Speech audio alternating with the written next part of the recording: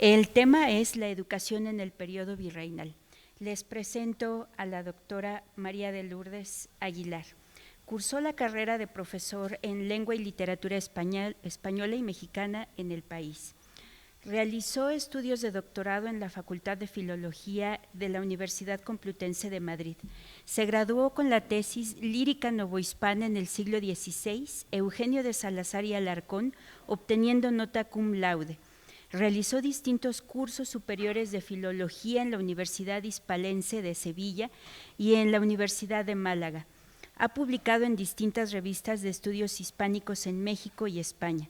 Es ganadora del Premio Nacional 2005 de la Editorial Santillana por su trabajo Aprender del Quijote, primer lugar, publicado en 2006. Es autora del libro Sor Juana y su mundo, cuaderno de trabajo de la Universidad del Claustro de Sor Juana, publicado en 2006, y coautora del libro Óyeme con los ojos, Sor Juana para niños, Editorial Nostra y Claustro de Sor Juana en el 2013.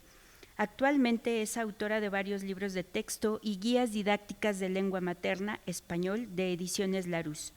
Fue profesora de la maestría en Cultura Virreinal de la Universidad del Claustro de Sor Juana, institución donde se desempeña como docente e investigadora desde hace más de 25 años. Ha colaborado en el diseño del diplomado en Cultura Novohispana que se realiza en línea. Además de estudiar y escribir sobre Sor Juana, la lírica española y novohispana, también ha escrito en distintas revistas sobre estudios de la mujer española y novohispana, comida conventual y humanismo. Fue directora de la Biblioteca del Colegio Madrid durante 10 años. La doctora Lourdes, además de sus investigaciones sobre los siglos de oro, es autora de varios artículos arbitrados en el ámbito pedagógico. Editora de las publicaciones literarias del Colegio Madrid, Nuestras Voces, y colaboradora de la revista Transatlántica de la Consejería de España. Desde 2012 creó la Sala de Lectura Comunitaria Molinos de Viento y participa desde entonces en la Secretaría de Cultura como mediadora del Programa Nacional Salas de Lectura a nivel nacional. Por su parte, la maestra Josefina Félix Mercado es licenciada en Literatura Dramática y Teatro por la Universidad Nacional Autónoma de México y maestra en Cultura Virreinal por la Universidad del Claustro de Sor Juana. Ha estudiado múltiples cursos y diplomados de teatro, cine, docencia, historia del arte y literatura en distintas instituciones en México y en el extranjero. Ha trabajado en más de 40 obras teatrales, especialmente como directora escénica, labor por la que ha obtenido diversos premios y reconocimientos. También ha trabajado en cine como actriz, coaching act y directora de casting. Desde hace más de 30 años imparte cursos, talleres y conferencias en diversas instituciones como la UNAM, la ENAT, el CUT, Insight, entre otras. Actualmente es docente de asignaturas de análisis del lenguaje escénico, crítica de las artes escénicas y teorías escénicas en la carrera de producción de espectáculos de la Universidad del Claustro y de materias relacionadas con el teatro, la lengua y la literatura en el Colegio Madrid. Sus líneas de investigación en arte versan sobre los espectáculos dramáticos y las brujas durante la época virreinal, así como las narrativas transmedia en los espectáculos escénicos. Bienvenidas, profesoras. Muchísimas gracias a nuestra compañera y maestra Patti del diplomado.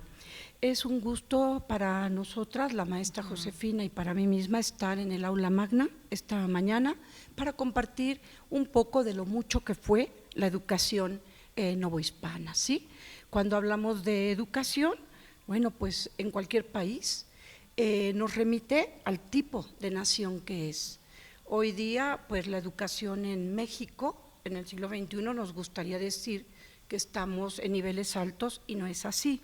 Entonces siempre es muy, muy bueno ver hacia atrás, dentro de la cultura novohispana, pues vamos a hablar un poco de educación y quizá mucho de arte y literatura por la formación que tenemos las dos aquí y además que hemos compartido muchos años de pedagogía también.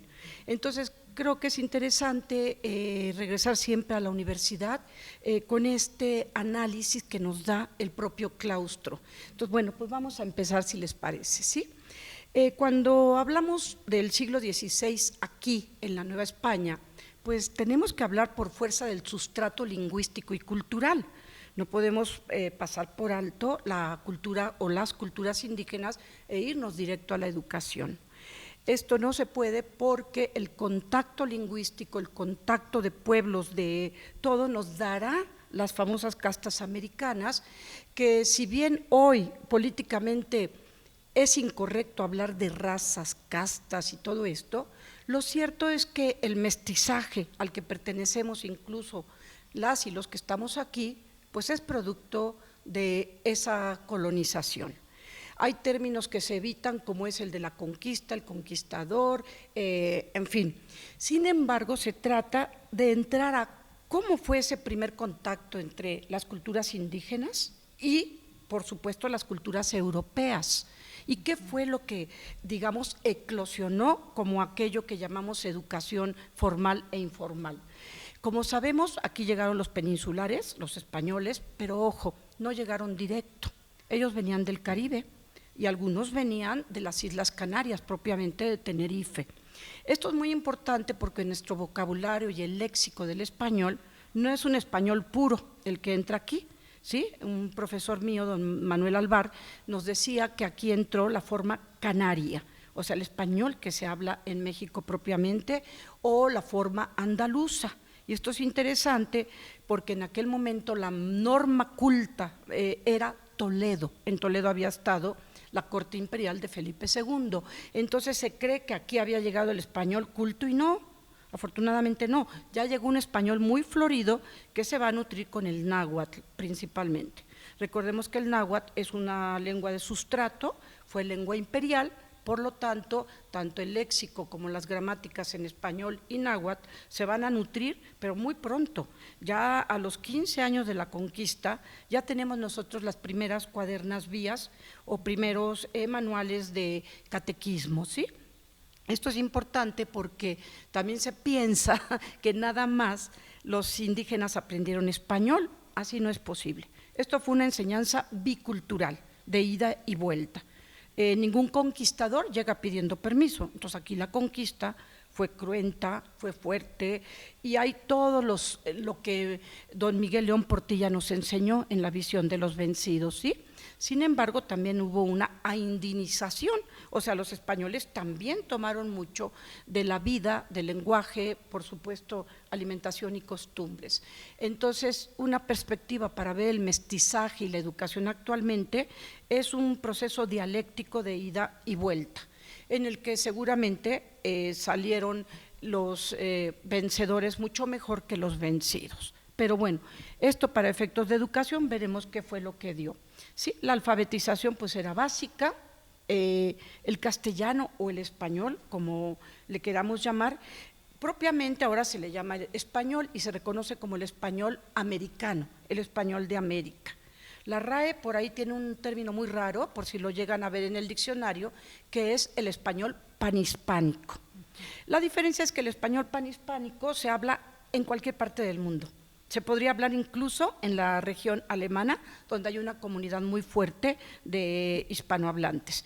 Entonces, esa es la única diferencia. Para efectos educativos, nosotros hablaremos siempre del español novohispano, no entendida solo Nueva España como la meseta central, sino la extensión que hubo a todas las grandes urbes coloniales, ¿verdad? Zacatecas, Querétaro, Michoacán, etcétera. Entonces, bien, es importantísimo hablar de la familia como institución. Una vez que llegaron los españoles, en términos generales, ya dije que no todos eran españoles, porque a partir del matrimonio es como se hace la primera institución, digamos, educativa, ¿sí? El matrimonio es básico para la colonización, entre españoles, entre español e indígena, entre español y negro, entre indígena y clase negra. A todo esto le daremos el nombre de mestizaje. ¿Por qué fue tan importante el matrimonio? Porque ahí se establecieron más bien no las castas autóctonas u originarias de España, no, ahí se establece el estatus económico de las clases dominantes, ¿sí? Entonces, toda clase dominante aquí no solo hablaba español, tenían dominio del latín y del hebreo. Ahora bien, no nada más los españoles sabían latín, hubo profesores, uno muy conocido Juan Mena en Xochimilco, donde este profesor era también, él por supuesto era nahuatlato, pero él también aprendió el latín. Ya cuando hablemos de Sor Juana veremos que ella dominaba varias lenguas. Bien, pues siempre bajo educación creemos que todos son colegios, escuelas y universidades. Bueno, para la Nueva España vamos a hablar de la educación, del matrimonio, de la casa, de la mujer, de las niñas, de los hombres, por supuesto, y del gran estamento para la mujer, que es lo conventual. Es muy importante porque la educación de los niños, de los varones, si se quiere, pues se dio tanto en casas, tanto en monasterios más que en conventos, y también en los hospitales. Los hospitales siempre hablamos de, pues que eran justamente como actualmente cualquier hospital para la salud, pues el hospital es importantísimo en la historia de la educación en México. El Hospital de Jesús, que está aquí en Pino Suárez, fue uno de los primeros lugares que brindó su gran patio y sus, digamos, consultorios para que fueran salones, sobre todo de las infancias, como le llamamos hoy a niños y niñas, ¿sí? Llegó a haber en el siglo XVI hasta 600 niñas que hablaban distintas lenguas en el Hospital de Jesús. Entonces, ¿qué decir de esta educación que se va a hacer a partir de la castellanización, a partir sobre todo de la religión? Bueno, sí les preocupaban las infancias porque eran los futuros pobladores. Sin embargo, no todo el mundo llegó chiquito ni nacieron aquí. ¿Qué va a pasar? Que los hombres letrados, ¿sí? En los barcos ustedes saben que llegaron soldados, bandoleros, por supuesto prostitutas, etcétera, etcétera. Los hombres letrados que llegaban a Veracruz normalmente antes de venir a la Ciudad de México iban a Puebla, porque Puebla era el lugar de las impresiones, donde había primero, antes que en Ciudad de México, muchas imprentas. Entonces, una vez que ya ahí publicaban y todo esto, pues ya se venían para la Ciudad de México, ¿sí? Estamos muy cerca ya a un lado del Colegio de las Vizcaínas. Siempre pensamos que este colegio es tan antiguo como puede ser el predio. Cuando digo predio del claustro me refiero a los 12,000 metros cuadrados que tiene nuestra manzana. No, el Colegio de las Vizcaínas al principio fue solo un convento, ¿sí?, de una orden vascuense, porque lo formaron los vascos, y hasta el siglo XVIII es como se consolida como una institución educativa para mujeres, ¿sí? Pero en el siglo XVI va a ser muy importante las famosas escuelas o amigas, que así les llamaban, ¿sí? En las amigas eran las mujeres adultas las que enseñaban a otras niñas todas las labores de la costura, de la cocina, de lo que tenía que saber una mujer. Sin embargo, en las amigas también se enseñó a leer y a escribir, ¿sí? Y se enseñó la aritmética básica. Esto es bien importante porque en las amigas pudieron ir toda clase de niñas, pero las niñas que eran hijas de los grandes conquistadores, de los grandes españoles, pues requerían otro tipo de escuela. Esas escuelas fueron los conventos y las órdenes religiosas femeninas, ¿sí? Entonces, cuando sabemos que Sor Juana es monja, ya en un siglo XVII, pues es que Sor Juana, por cuestión cultural, no puede ir a la universidad pontificia, que estaba y sigue estando en San Ildefonso, ¿sí? Entonces, lo que hace Sor Juana, ¿verdad?, es dice, ¿dónde puedo estudiar? Ahí está, en San Jerónimo, ¿no?, que es donde nosotros nos encontramos ahora.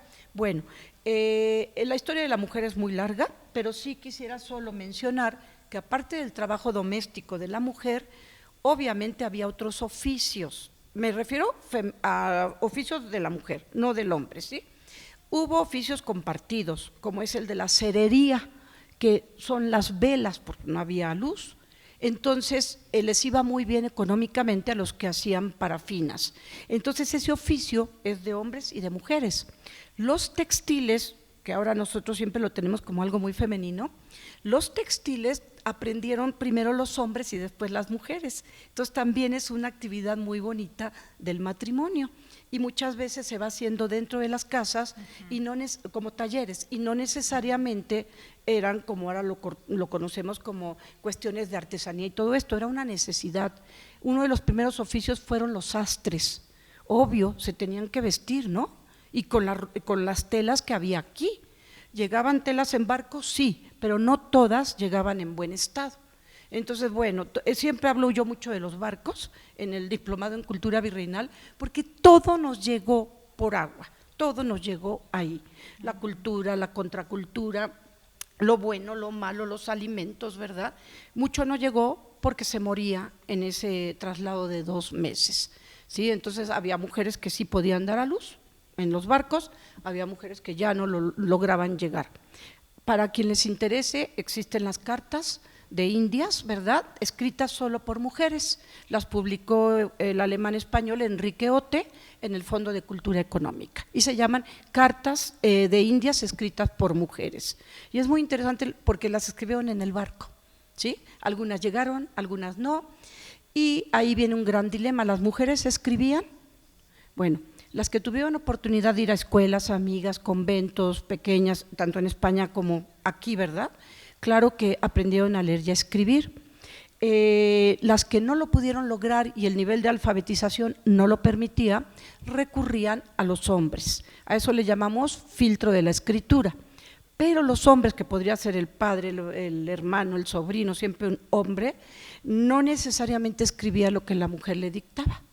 Entonces, cuando el hombre escribe, no nos podemos fiar al 100% del discurso femenino. Entonces, bueno, eso también es como muy interesante.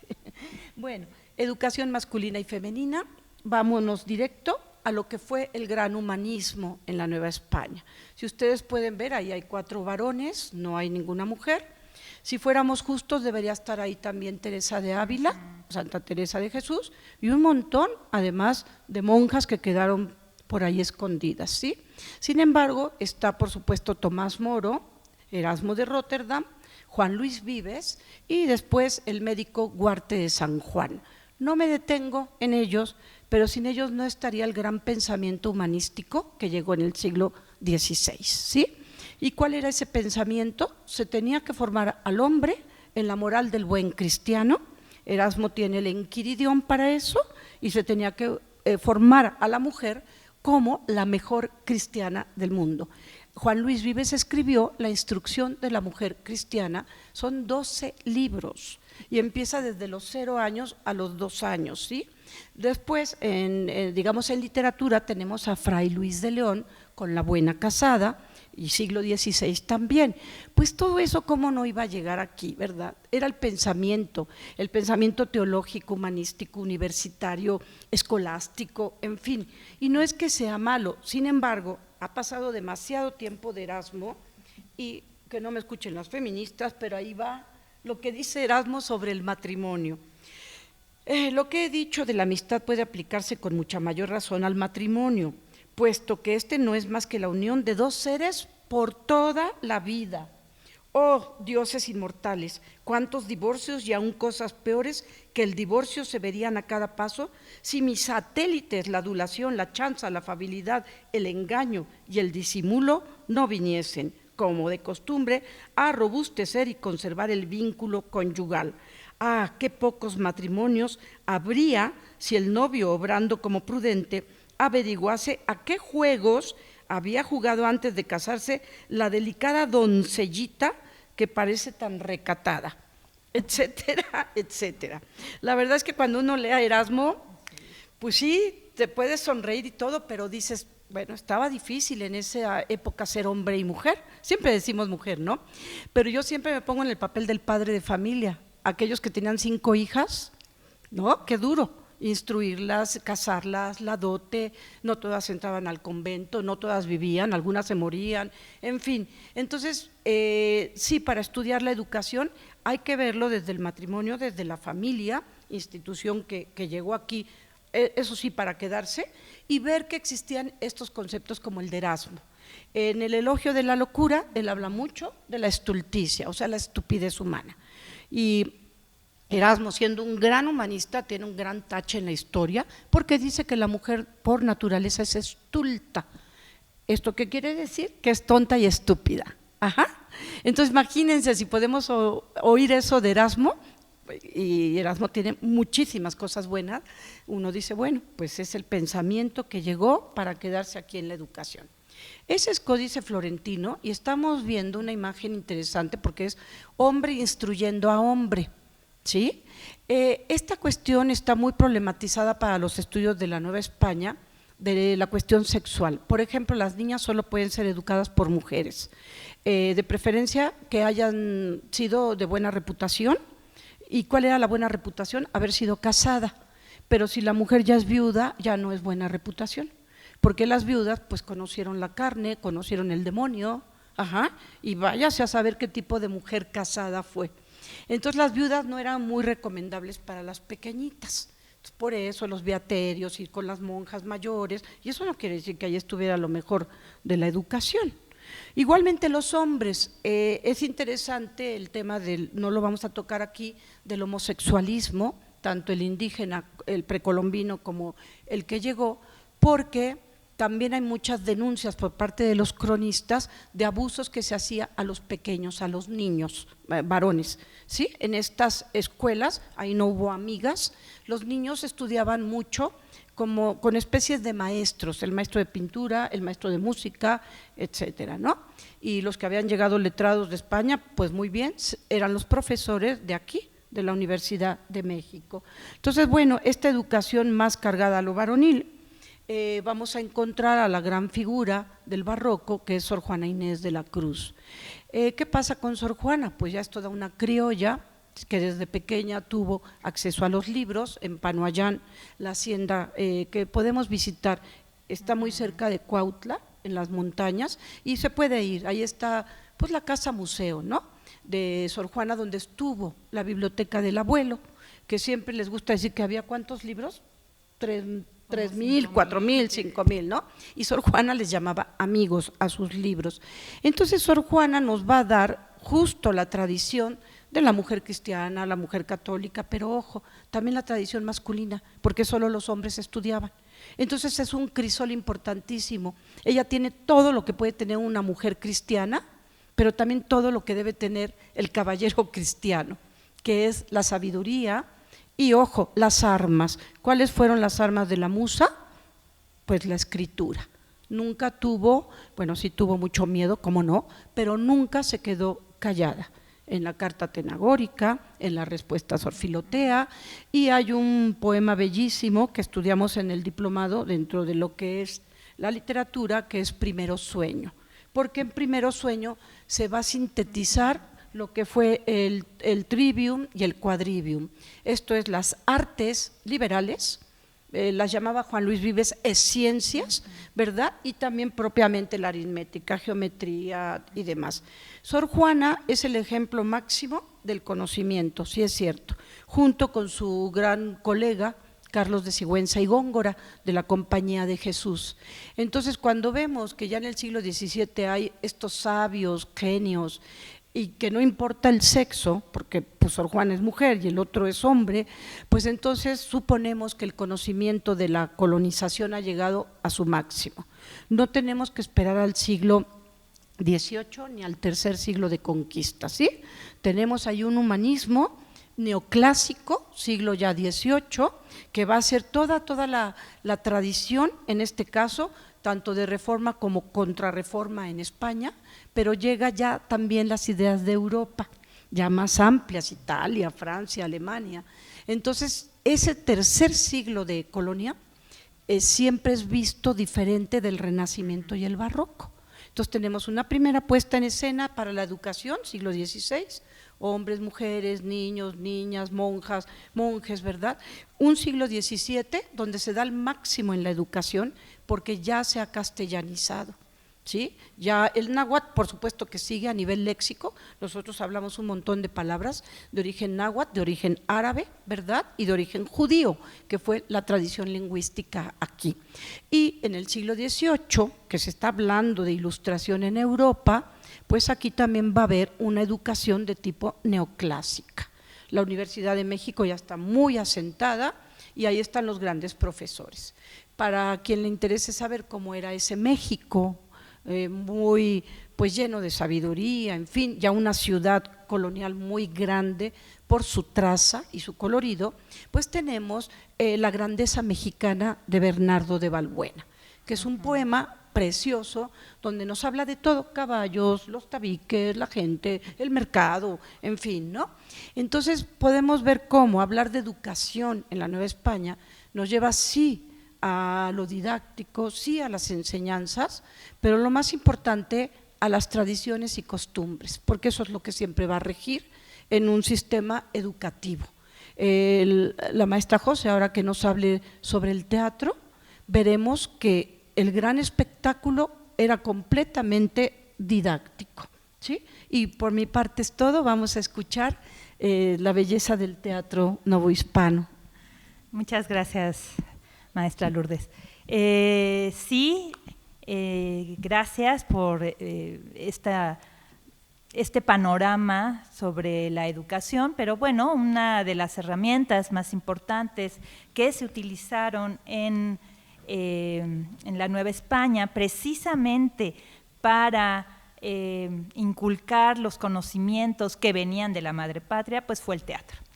Y bueno, el teatro se convirtió no solo en un arma, sino en una necesidad para la sociedad novohispana. De ahí viene también que seamos tan fiesteros. Estamos viendo aquí atrás este biombo precioso, que es del siglo XVIII, pero que muestra diversos entretenimientos. Está el teatro, ahí vienen ustedes a los voladores de Papantla también, están también las danzas prehispánicas y otros. Es decir, y al fondo, a la izquierda, una representación. Había muchos entretenimientos en la Nueva España. Uno de ellos era el teatro como herramienta de educación. Va a haber una gran cantidad de tipos de teatro, pero bueno, voy a tratar de ser lo más precisa. El primero de ellos es el que se le llama el teatro evangelizador. Y es que cuando llegaron los españoles y bueno, se concretó la conquista, uno de los primeros problemas a los que se enfrentaron es cómo voy a inculcar la fe cristiana a esta gran cantidad de gente y que entiendan, ¿no?, de qué se trata. La mayoría de los que vinieron pues no hablaban las lenguas indígenas y las lenguas indígenas tampoco hablaban español. Entonces, ¿cómo le hacemos? Y bueno, pues una manera fue haciendo teatro. ¿Cómo? Los franciscanos ya tenían una gran tradición. Los franciscanos son una de las órdenes mendicantes que llegan a la Nueva España con esta orden precisamente de evangelizar. Y evangelizar significa que conozcas y entiendas esta fe, no solamente que te bauticen, sino que entiendas de qué se trata para que seas precisamente un buen cristiano. Entonces, ¿cómo le hacemos? Pues sabemos que algunas órdenes, sobre todo por ejemplo en Huejotzingo y aquí también en la Ciudad de México, pues lo que hicieron fue enseñarles el español a algunos indígenas, y estos algunos, ¿no?, que aprendieron español, se volvieron un poco los traductores en lo que los demás también aprendían español, y los franciscanos o los monjes que venían, pues que también pudieran aprender las diferentes lenguas, especialmente en náhuatl. Entonces, bueno, pues lo que hicieron fue, así como en el medievo se hacían lo que se llaman los cuadros vivientes, que consistían en poner de forma física y presencial escenas bíblicas, donde podemos ver, por ejemplo, la Natividad, que es muy famosa, ¿no?, donde tenemos pues a la Virgen María, San José, al niño, pero de forma presencial, ¿no?, o sea, con personas. Quien lo hizo primero fue Francisco de Asís, que hizo un gran nacimiento con todo y animales y bueno, todo esto. Y entonces, a partir de ahí, los franciscanos empezaron a hacer una serie de representaciones bíblicas. Estas representaciones en el medievo tenían el propósito pues también de catequizar a los que ya sabían, pero que no entendían porque todas las misas eran en latín, digamos en Europa. Una vez que llegan estas órdenes a la Nueva España, pues dijeron, ¿qué hacemos? Pues vamos a hacer obras que de alguna manera expliquen temas bíblicos, pero en lengua nativa.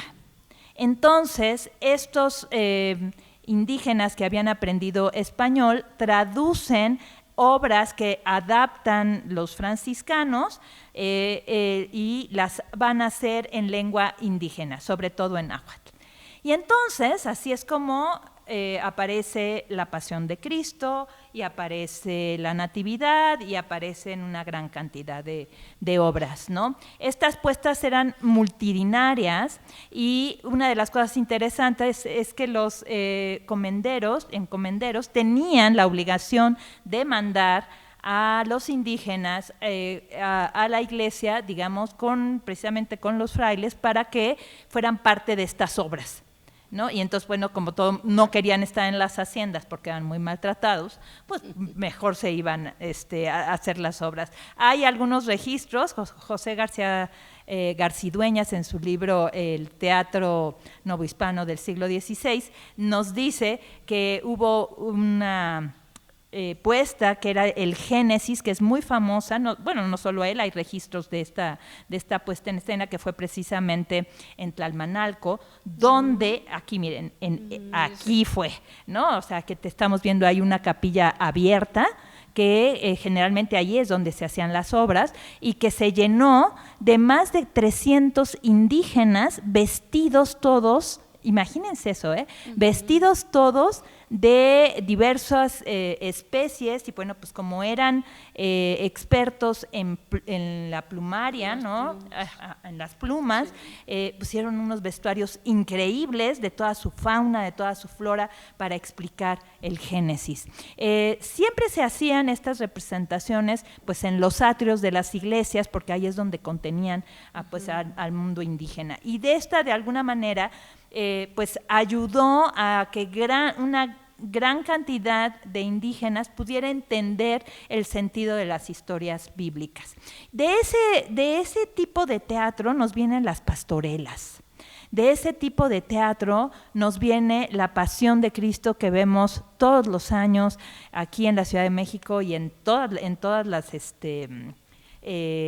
pues ciudades de México se hace una pasión, ¿no? Se representa la pasión, y vemos muchas danzas que representan también españoles e indígenas, muchas veces en lucha, los chilenos, que vienen de aquí, es decir, de estas representaciones que son en lengua indígena, pero con contenido cristiano. Y se hacían muchísimo, hacia finales del siglo XVII empezaron a prohibirse, porque ya era demasiado, o sea, ya era aquello kermés, era la representación, la kermés, ya no iban a trabajar, ¿no? Y entonces, bueno, pues terminaron por prohibirse. Sin embargo, algunas pervivieron, como las pastorelas, que son pues representaciones que hacia el final se hace el cuadro bíblico de la Natividad, aunque al principio pues vemos a estos personajes de los diablos, pues más bien novohispanos, que no tienen que ver con la tradición hispánica, pero que se incorpora de manera sincrética. Otro tipo de teatro que fue muy importante una vez que ya acabó la conquista fue el que llamamos el teatro catequizador. El teatro catequizador lo que buscaba no era inculcar la fe, sino mantener la fe de aquellos que ya tenían la fe, es decir, a los peninsulares y a los criollos, y a algunos mestizos, ¿no? Pero sobre todo a los peninsulares y los criollos. Entonces, este teatro es escolar, se hacía en las escuelas, y bueno, pues, ¿quiénes iban a las representaciones? Las familias. De nuevo, volvemos al concepto del matrimonio, ¿no? Entonces, la verdad es que la idea en las escuelas era entender conceptos difíciles de la cristiandad, ¿no? Como, por ejemplo, los sacramentos o los misterios, ¿no?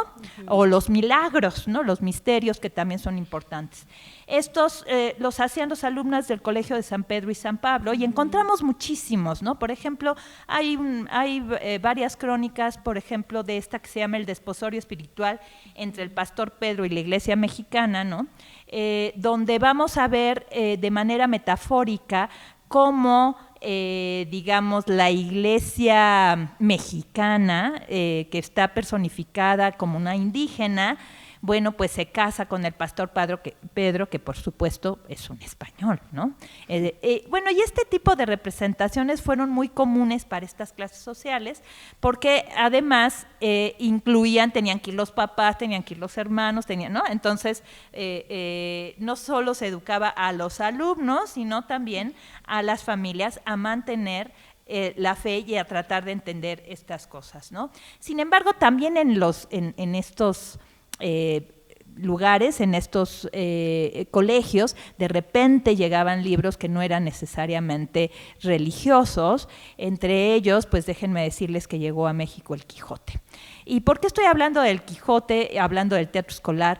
Pues porque llegó y fue un éxito total, ¿no? Estamos hablando... llegó la primera parte, estamos hablando de 1605, el mismo año de su publicación en España, llega aquí a la Ciudad de México y llega de contrabando además, porque las novelas de caballerías estaban prohibidas, ¿no? No se les fueran a ocurrir a los conquistadores independizarse o hacer algo al respecto, y llegan y hacen... entra precisamente a los colegios que están ahora...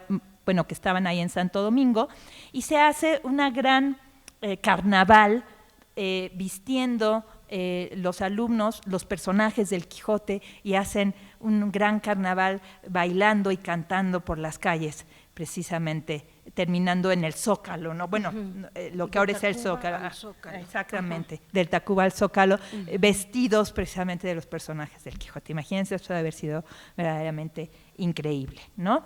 Pero bueno, también tenemos lo que se llama el teatro cortesano, que más que ser un teatro religioso, es un teatro de entretenimiento, pero que también va a servir para inculcar correcciones morales o divertimentos que tengan esta idea de enseñar deleitando, que si bien la empiezan Aristóteles, la pone en la poética, luego la retomarían los neoclásicos. Se preferían sobre todo los autos sacramentales, se hacían obras en Palacio, aquí en el Palacio Nacional, ahí se hacían las obras, ¿no? En la parte de arriba donde estaban la sala, digamos, una de las salas. O también se hacía este tipo de teatro en la casa de algún noble que tuviera algún patio lo suficientemente grande como para poner una tarima y poner sillas, ¿no? Haciendo la especie o emulando los corrales que había en Sevilla, donde pues se hacía el teatro, ¿no? Se hacían pues montajes en honor a algún personaje de la época. Por ejemplo, cuando llega la marquesa de Mancera y Antonio de Mancera, el virrey, pues se decidió que pues, se tenía que hacer algo al respecto, y precisamente una de las cosas más increíbles es que pues se hizo una obra que la escribió Sor Juana, que se llama Los empeños de una casa, precisamente, pues para festejar, ¿no?, que habían llegado, y también porque la marquesa, ¿no?, iba a tener un bebé. Al mismo tiempo, curiosamente, ¿no?, aparece una figura importante que es Aguiar y Seijas, que ya sabemos que pues, es un arzobispo que llega a México y que va a ser pues, el coco de Sor Juana. Y bueno, lo invitan a que vea esta representación. Se hizo en casa de uno de los nobles y pues y todo el mundo estaba muy emocionado, la obra estaba preciosa, era un homenaje incluso a Calderón de la Barca, de que después podemos hablar, porque Sor Juana y Calderón tienen mucho que ver, y pero pues Aguiar y Seijas no quiso, ¿no?, porque él decía que esos divertimentos escritos por mujeres, pues, ¿qué les pasa? Y no fue a la representación, augurando, pues, probablemente o profetizando, pues, una relación muy difícil que tuvieron en ese momento. Pero bueno, el teatro cortesano se hacía o en palacio o en las casas, como esta, como la de Los empeños de una casa.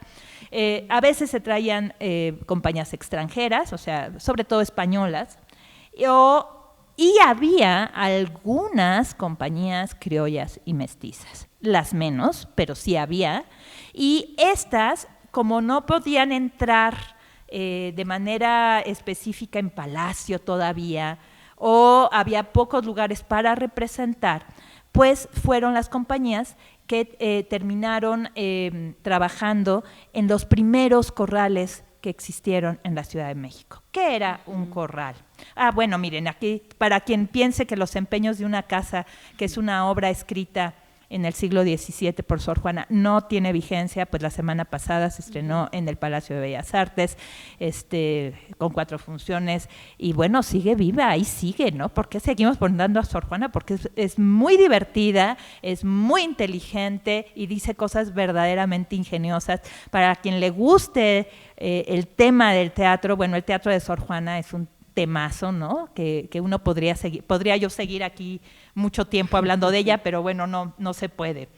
Entonces, precisamente como estas compañías criollas y mestizas, y a veces incluso con algunos indígenas o con algunos actores o asistentes de otras casas, pues empieza lo que se llama el teatro popular, el teatro callejero aquí en la Ciudad de México. Se hicieron las primeras corralas o corrales. Los corrales o corrales eran, déjenme ver, voy a ponerle aquí. Este es una pintura del siglo XVI que representa el Corral del Príncipe en Madrid. El Corral del Príncipe fue uno de los primeros teatros que existió en esta época. Y bueno, ¿qué es lo que tiene en particular o por qué se llaman corrales? Porque si ustedes se fijan, está una tarima en medio de 2 edificios. Lo que sucedió es que a alguien se le ocurrió que en los callejones, sobre todo en Madrid, pues en los callejones se utilizaba para poner ganado, sobre todo puercos, ¿no? Ahí se ponían puercos, gallinas, etcétera, y alguien dijo, ¿qué tal si sacamos los animales, ponemos una tarima, que la gente vea por los balcones y cerramos el callejón? Pues ya tenemos un teatro, ¿no? Y así, por eso se le llamaban los corrales, ¿no? Y entonces, ¿a quiénes pertenecían estos callejones y estos edificios? Normalmente hospitales.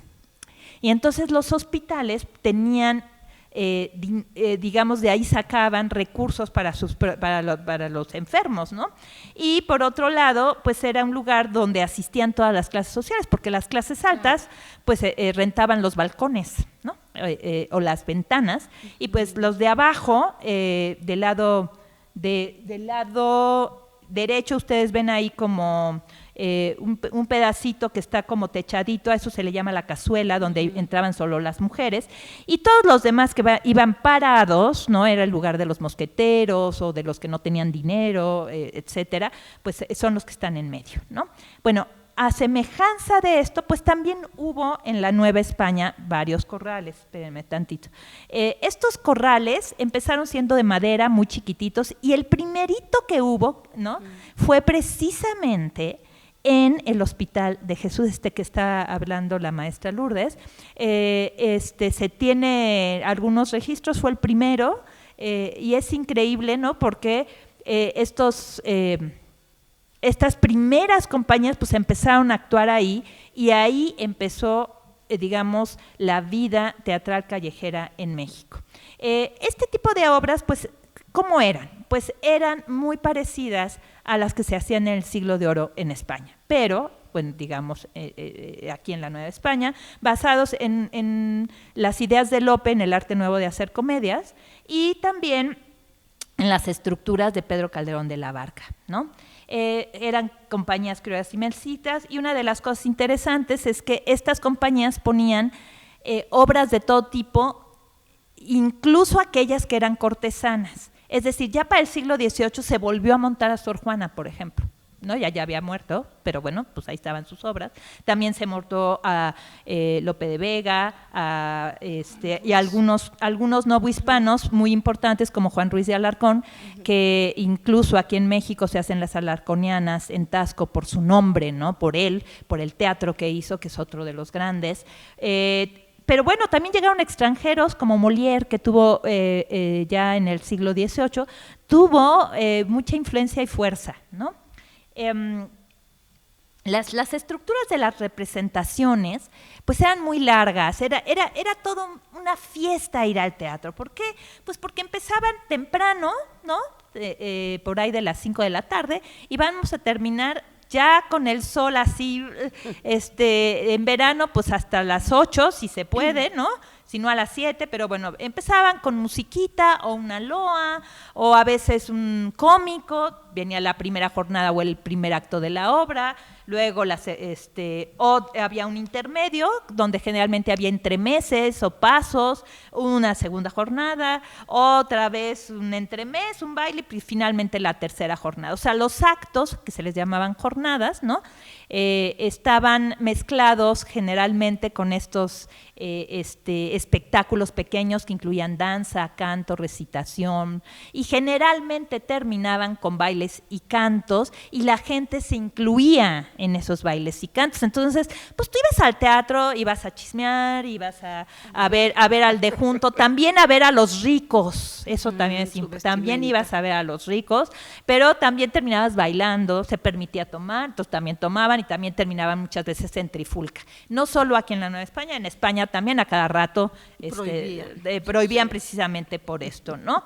Uno de los corrales, bueno, el corral más importante que hubo fue el Coliseo, así se llamó, el Coliseo, que se estrenó ya a finales del siglo XVII, en 1671, 73, no se sabe bien. Estaba ubicado en el eje central y la calle de Victoria, aquí muy cerquita. Y fue edificado por el Hospital de los Hipólitos, ellos administraban el teatro. Se sabía que era de 2 pisos, y algo nuevo que no había sucedido en España, pero que sí sucedió aquí en la Nueva España, estaba totalmente techado, cubierto. Totalmente techado, ¿no? Lo cual pues lo hizo más interesante, pero también, como todos los corrales de la época, pues también fue un motivo por el cual los incendios pues eran más comunes. Además, todas las edificaciones tenían muchísima madera y se permitía fumar, ¿no? Entonces, pues de ahí fue, ¿no? Pero, bueno, este coliseo trabajaba martes, jueves y domingos, generalmente por la tarde, y aunque había muchas compañías españolas, también había criollas y mestizas, y bueno, uno de los más importantes productores que trabajó y administró el Coliseo fue Eusebio Vela. Y a Eusebio Vela le tocó un incendio en 1772 que desafortunadamente tiró el teatro, ¿no? Pero bueno, como un poco como premonición, se iba a estrenar la obra, aquí fue Troya, entonces imagínense, dicen que fue como premonitorio, ¿no? Finalmente se volvió a levantar el Coliseo, pero ya no ahí, sino en Isabel la Católica y 16 de septiembre, porque pues los propios religiosos dijeron es que hacen mucho ruido para los enfermos, porque había un hospital ahí, ¿no? O sea, todo corral iba acompañado de un hospital, ¿no? Y bueno, pues dijeron, no, mejor lo hacemos más lejitos para que los enfermos pues puedan descansar, ¿no? Este coliseo trabajó un buen tiempo, pero bueno, terminó por desgastarse y se hizo uno nuevo en 1753 que duró hasta 1820. ¿No? Pues desafortunadamente lo tiraron para hacer otras cosas, pero la imagen que están viendo, probablemente así fue el Coliseo, ¿no?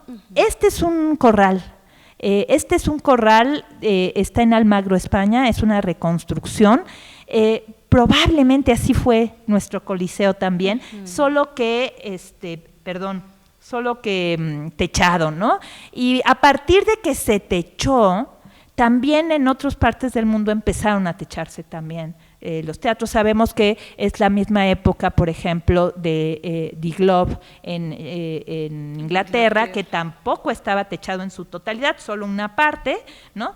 Y bueno, pues ya empezaron otro tipo de espacios teatrales. Ahora, el Coliseo, pues en cuestión de educativa era importante porque solo se permitían obras decentes, entonces había censores, empezaron las censuras, qué sí se podía hacer, qué no se podía hacer, y había teatros más censurados que otros, ¿no? Hubo una obra muy importante de Cayetano Vela, que la fue a ver el virrey, pero pues que estaba muy subida de tono, y entonces los censores la prohibieron, pero al virrey le encantó, entonces dijo, no, sí, vamos a dejarla, no, quítenla, no, bueno, vamos a… Entonces tuvieron que ponerle al final un personaje que saliera diciendo, eso que ven está mal, ¿no? No hay que hacer eso, se los enseñamos para que no lo hagan, ¿no? Y como esas, pues hay muchas otras anécdotas de las que podríamos hablar, pero pues ya se nos está acabando el tiempo. Yo nada más quería darles una probadita de cómo el teatro también influyó en ese momento, pues en la educación y en la vida general de la Nueva España. Pues aquí tenemos algunos libros que la doctora Lourdes y yo hemos puesto por si les interesan, son 3 que creemos que son como básicos. Germán Viveros pues es un estudioso de las manifestaciones teatrales, tiene varios libros y artículos al respecto, y bueno, pues están también los de la educación, los de Pilar Gonzalvo sobre la sociedad novohispana, que bueno, pues son como una probadita como para entrarle a la cultura virreinal. Y bueno, pues por mi parte ha sido todo, y pues les agradecemos muchísimo su asistencia, y ojalá les guste y les interesen estos temas como para trabajarlos para su seminario de tesis. Gracias.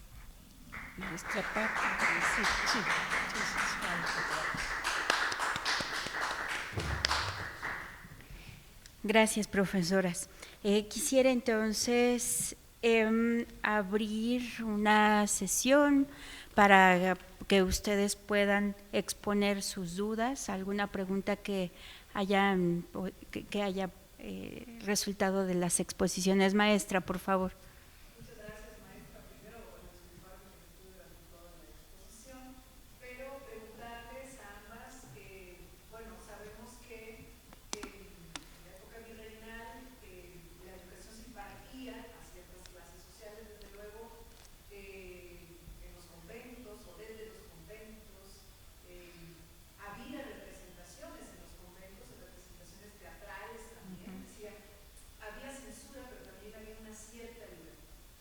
Y en este espacio de libertad, pues quería preguntarles, además de Sor Juana, hubo otras dramaturgas o otras monjas que escribieron también piezas, u otras mujeres de la clase pues, alta o de la nobleza de época, que hubieran escrito algunas piezas y que se hubieran representado en México, o bueno, en aquel momento, ¿no?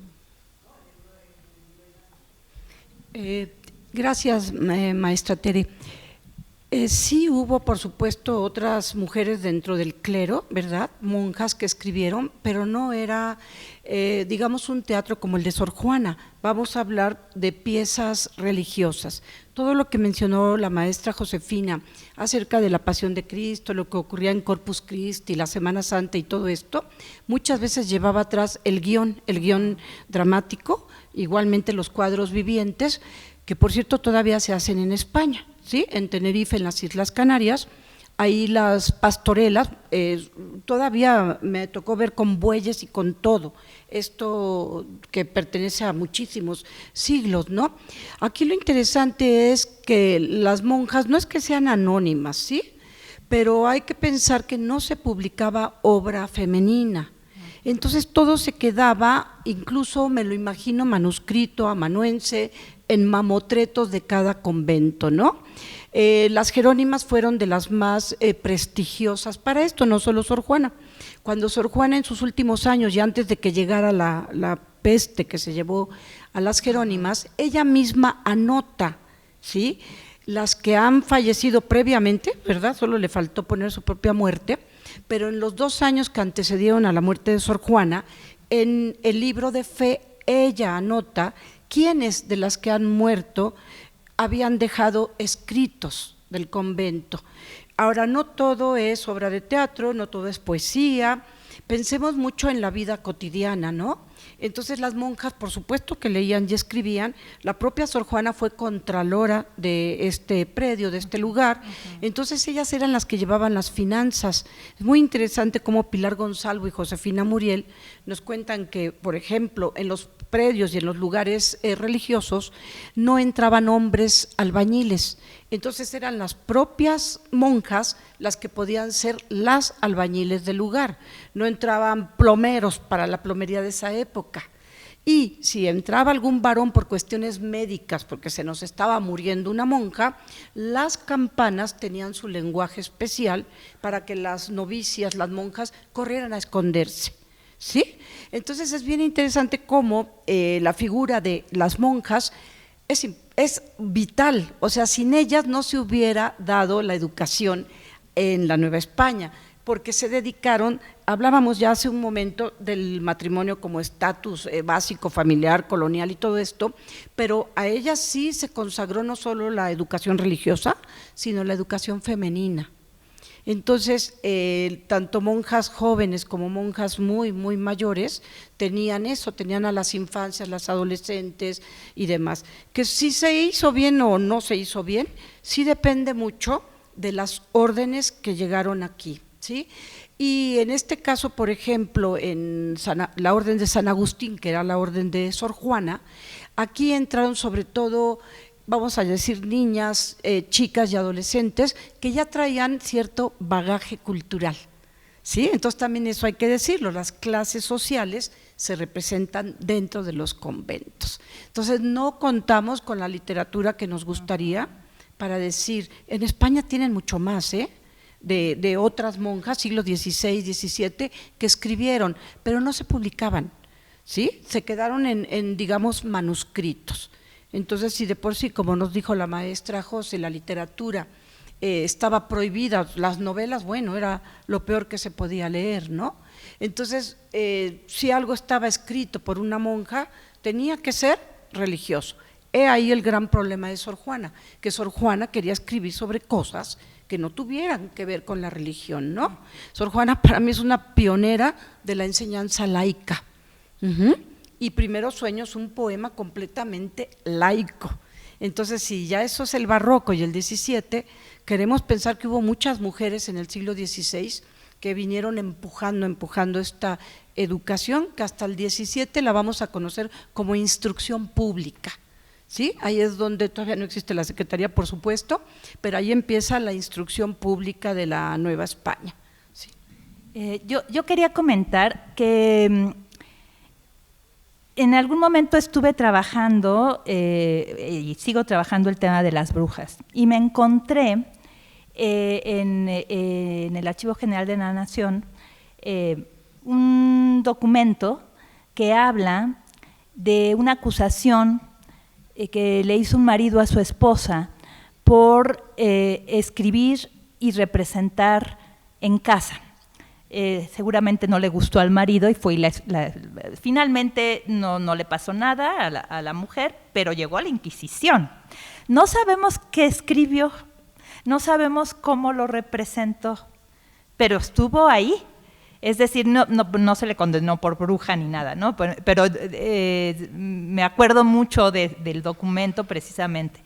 Entonces, a puertas cerradas pasaban muchas cosas. Y una de las cosas que eran comunes es que una forma de entretenerse en familia era la lectura, pero la lectura en voz alta, a veces dramatizada. Leían novelas, ¿no? Así se leía, por ejemplo, La Celestina. La Celestina es una novela palatina, ¿no? Es para leerse en voz alta y se leía en familia, pues, ¿no? O se juntaba un grupo a leerla. Entonces, probablemente esta mujer escribió algo, ¿no? Que se asemeja, que podríamos decir teatro, y que probablemente quiso representar y pues no le salió bien, ¿no? Pero no sabemos qué. Es decir, sí hay algunos indicios de que hay más. Efectivamente, el problema es encontrar pues los textos, ¿no? Yo creo que hay es más fácil encontrar vías de investigación y testimonios en los conventos, porque finalmente guardaban sus documentos que los profanos, por ejemplo, ¿no? Hay muchas obras que se perdieron en los siglos virreinales porque el teatro es para representarse, entonces ¿para qué publicar obras? ¿Para qué publicar? ¿No? Lo maravilloso, por ejemplo, en Inglaterra es que a alguien se le ocurrió que las obras de Shakespeare valían la pena publicarse y pues gracias a eso están publicadas, pero en realidad las primeras obras de Shakespeare ni siquiera cuando se montaron estaban publicadas, ¿no? Porque eran para verse. Entonces, cuando ya las quisieron publicar fue un problemón porque no tenían todos los folios, digamos, todas las hojas de las obras. Un poco esto sucedió acá, aunque ya hacia el siglo XVIII ya se empezaban a publicar obras mexicanas. Ahora, la mayoría de las obras pues sí eran extranjeras o, españolas. Alguna que otra se colaba, y sí conocemos algunos autores, pero mujeres, aunque sabemos que algunas escribían, pues todavía no tenemos documentos, ¿no?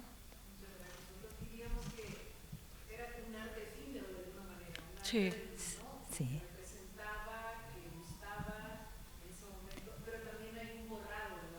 Sí.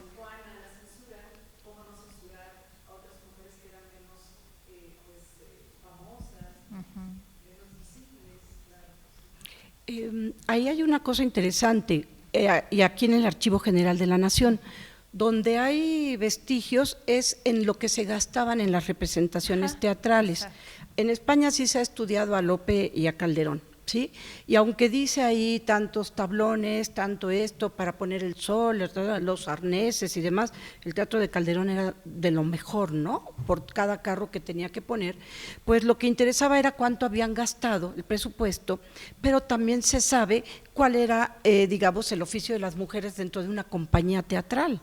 Entonces es muy, muy interesante porque puedes ir deduciendo, ¿no? En los estudios de la mujer muchas veces hacemos esto, vamos levantando y sobre el levantamiento tienes que ir a ver al historiador de la época para no equivocarte, ¿no? Pero si la historia del hombre es y oculta cosas, nos podemos imaginar que en la historia femenina mucho más.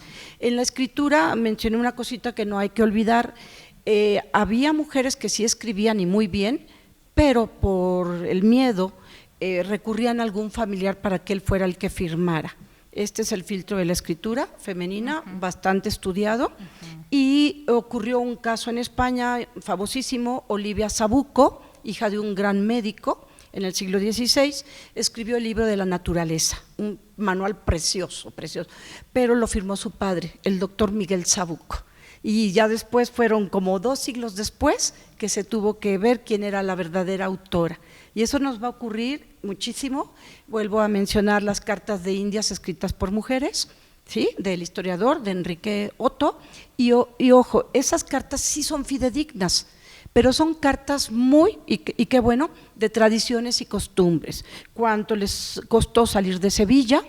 ¿Verdad? ¿Cuántas telas traen? ¿Cuánta parafina? ¿Con qué piensan vivir los primeros años aquí?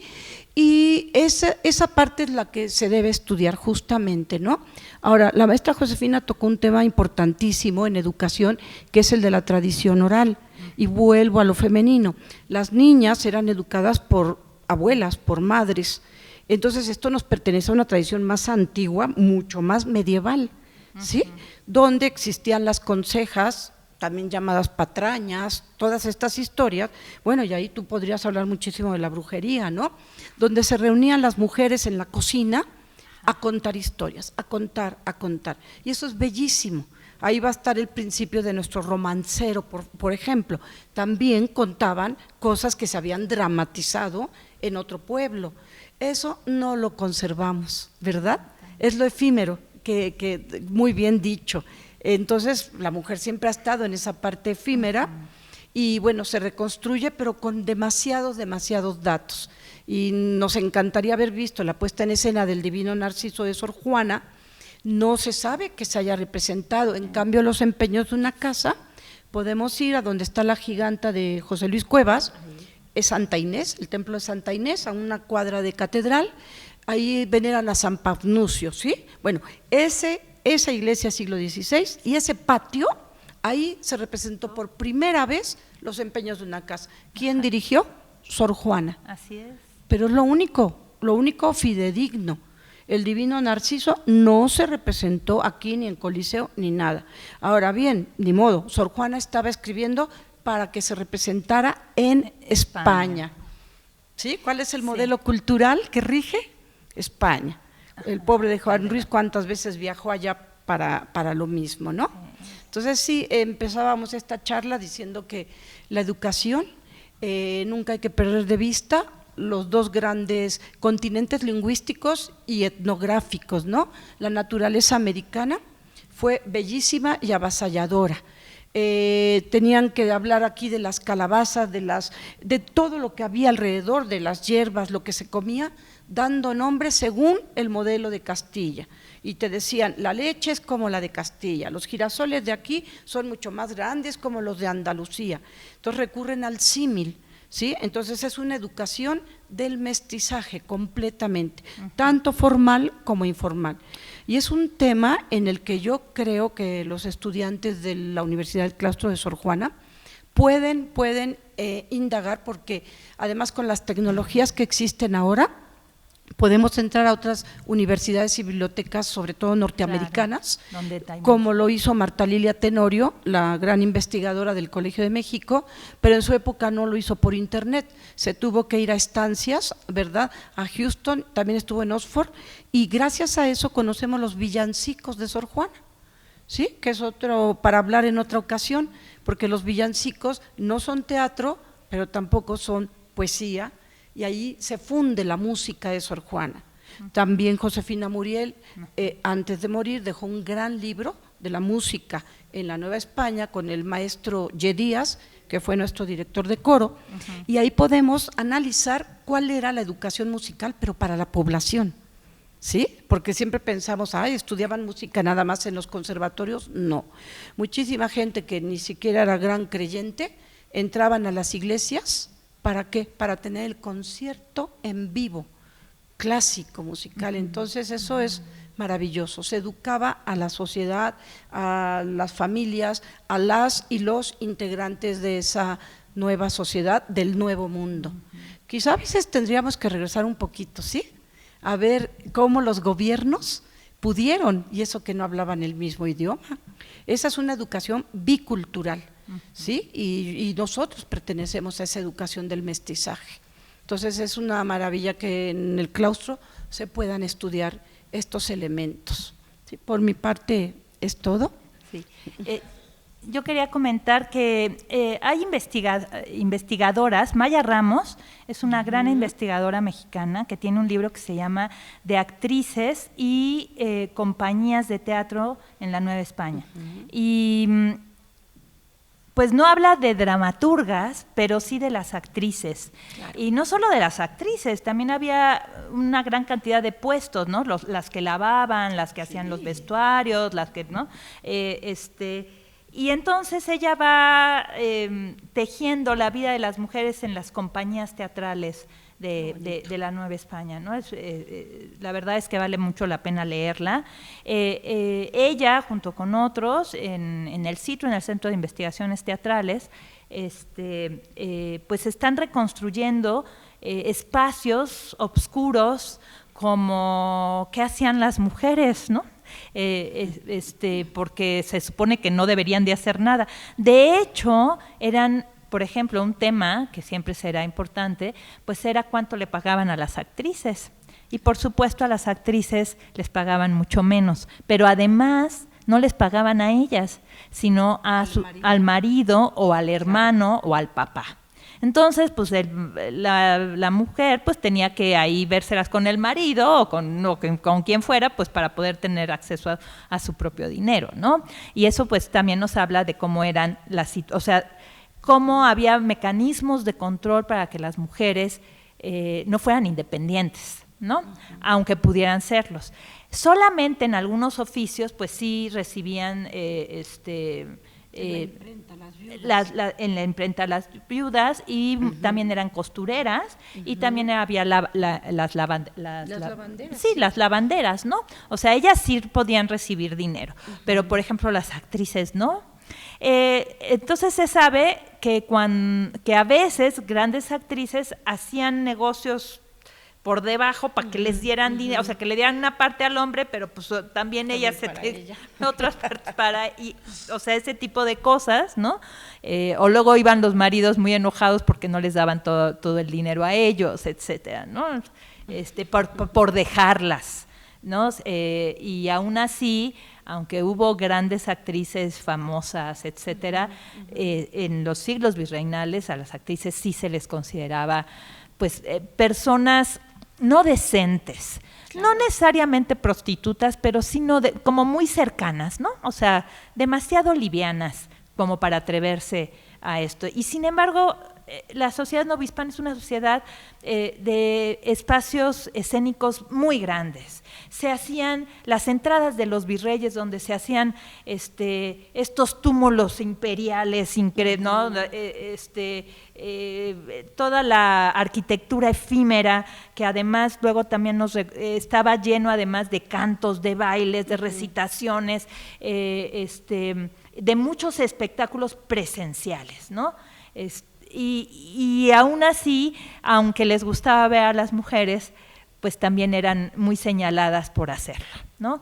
La propia Sor Juana hizo el Neptuno alegórico, que bueno, por supuesto hay su sabiduría, ¿no? Claro. Se notaba por todo, y que se puso en Santo Domingo, efectivamente, pero también algunas órdenes religiosas no veían con buenos ojos que fuera una mujer la que estuviera escribiendo pues todos estos textos que iban en esta gran estructura de las arquitecturas efímeras que se hacían cuando llegaban los virreyes, ¿no?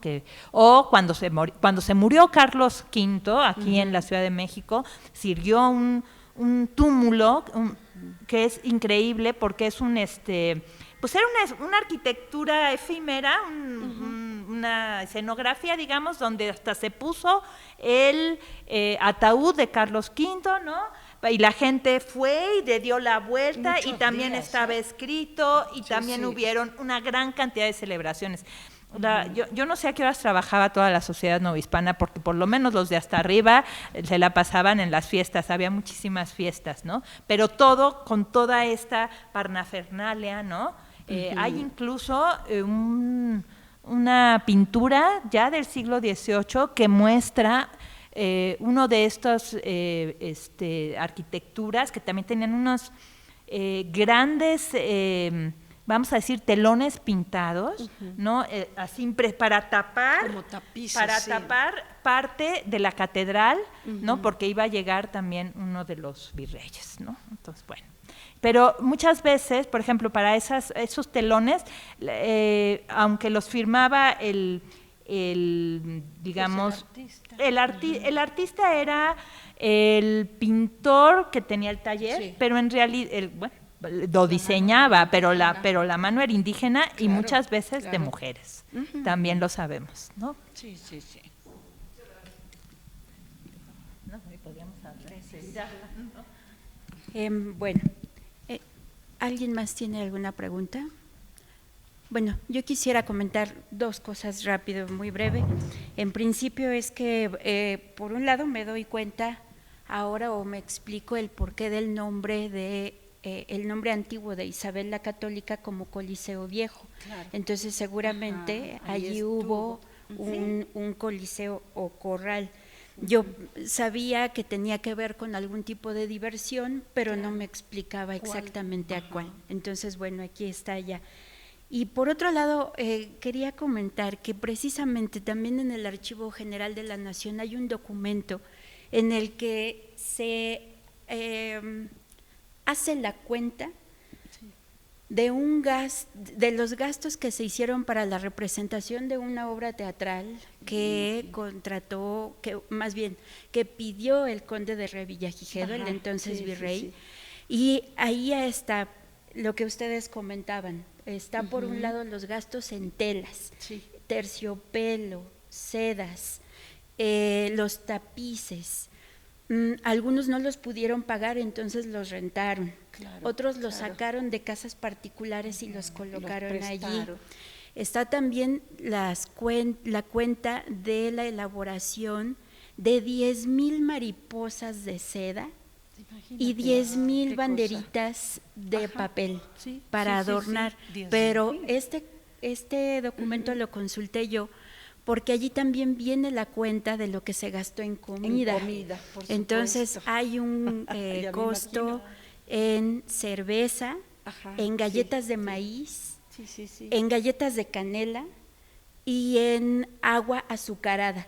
Ajá. No se menciona si esa bebida pudo haber tenido un sabor específico más que el azúcar. Es decir, si pudiera haber sido de alguna Fermentada. fruta o algo así. Sí, como Y no, solamente se menciona azúcar. Vale. Curiosamente no hay mención de vino, Ajá. no hay mención de, por ejemplo, carnes frías o la charcutería Sí, o sí, sí. pan salado, no, galletas y de cerveza. maíz, además. Galletas de maíz, y además llama mucho la atención Sí. la ortografía de maíz y cerveza, Ajá. que también lo escriben con S. Ajá. Y por último, la cuenta se cierra con: se le pagó tanto al coche para traer al virrey y para llevar al virrey. el Uber. Sí, entonces es bastante curioso. Qué interesante. Sí, demasiado. Bueno, pues les agradezco mucho lo que nos han comentado. Por supuesto, muchas ha sido gracias, maestra Pati. de gran interés. Y gracias a todos ustedes, claro que sí. Y les entrego su constancia a la doctora Lourdes Aguilar por haber gracias. impartido esta ponencia. Ay, qué linda. Con permiso, maestra. gracias. Muchas Perdón, gracias. a usted, doctora. Y a la maestra Josefina Félix Mercado. Maestra, muchas gracias. Pues un placer estar aquí y gracias al Diplomado en Cultura Virreinal, gracias sobre todo a los organizadores, a la maestra Tere Atrián, Mariela, por supuesto a nuestra compañera la maestra Pati, y quizá lo más interesante es vernos ya en el diplomado en esta segunda edición, en la cual estoy segurísima que los estudiantes y las estudiantes del claustro van a encontrar temas, ¿sí? Porque esta pasión que ven que tenemos aquí nosotras es una pasión que te surge en cuanto lees el primer verso de lo que sea. Muchísimas gracias. Así es. Pues con esto se cierran las mesas de diálogo del Seminario de Titulación Diplomado en Cultura Virreinal. Por favor, consulten las grabaciones de estas 3 sesiones en YouTube y si están en proceso de titulación, tomen en cuenta esta opción para poder alcanzar esa meta tan importante en la vida profesional de cualquier persona, y si no, para seguir acrecentando su cultura como diplomado. Por favor, revisen las fechas de inicio, de término, el contenido temático, por supuesto, y si así lo deciden, allí los estaremos esperando el próximo agosto. Muchas gracias. Que tengan muy buen día y buen fin de semana. Gracias. Muchas gracias. A ustedes, gracias.